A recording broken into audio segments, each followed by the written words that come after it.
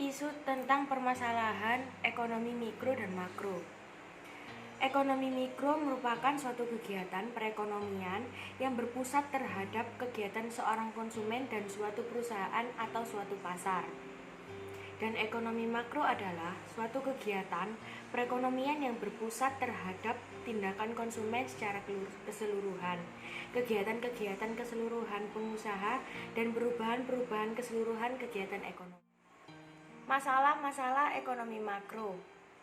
Apakah jenis-jenis barang yang diproduksi dan berapa banyak?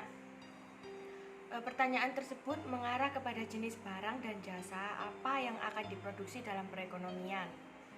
Karena sumber daya atau faktor produksi yang langka, tidak ada perekonomian yang mampu mengolah barang dan jasa sebanyak yang diinginkan oleh masyarakat. Pilihan-pilihan para konsumen merupakan faktor penting dalam menentukan jenis-jenis kegiatan produksi yang akan dijalankan. Masalah pokok ekonomi ini membutuhkan pemecahan masalah. Di antaranya ialah barang apa yang akan diproduksi, yaitu barang premier, sekunder, tersier, atau bisa jadi ketiganya. Berapa banyak dari masing-masing barang diproduksi? Dengan adanya sumber daya yang tersedia, produsen harus mampu memutuskan penggunaan barang dan jasa tersebut untuk sumber daya yang maksimal. Untuk siapa barang tersebut diproduksi? Pertanyaan ini merupakan pertanyaan yang terpenting dalam pemecahan masalah ekonomi. Sekali lagi, diperlukan adanya keterlibatan seluruh masyarakat dengan tetap memperhatikan kemajuan ekonomi negara secara keseluruhan. Barang dan jasa yang akan diproduksi harus merupakan kebutuhan utama serta terjangkau di kalangan masyarakat. Bagaimanakah cara memproduksi barang dan jasa tersebut dan oleh siapa?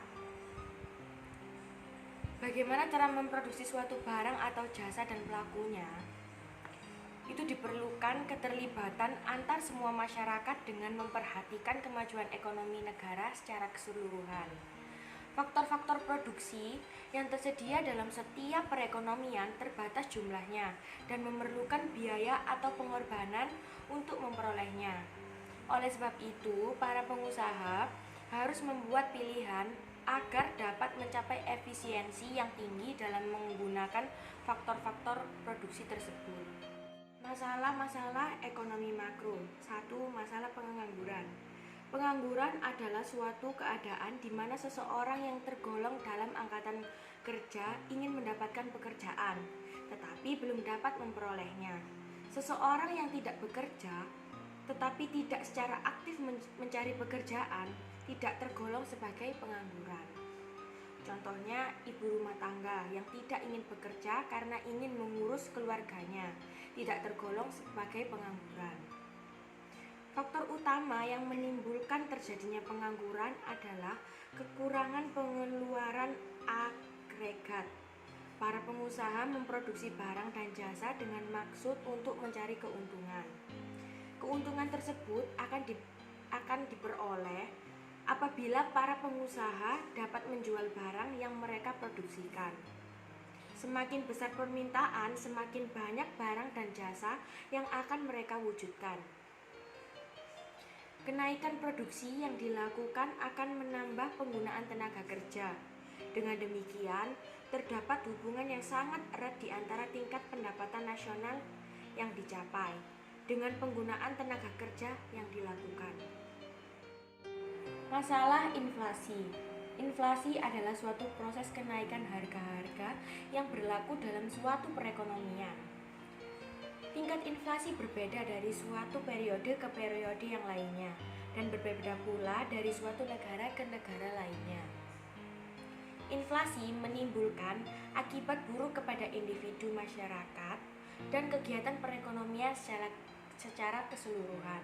Oleh sebab itu, masalah tersebut perlu dihindari.